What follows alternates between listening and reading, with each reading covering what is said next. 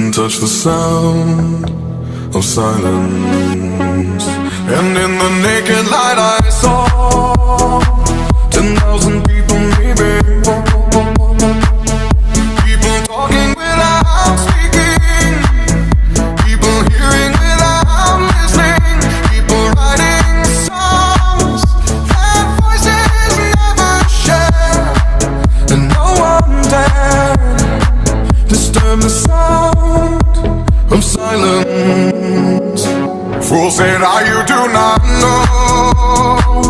Silence like a cancer grows.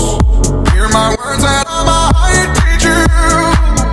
Play my arms and I might reach you. But my words, like silent raindrops, fell and echoed in the wells of silence.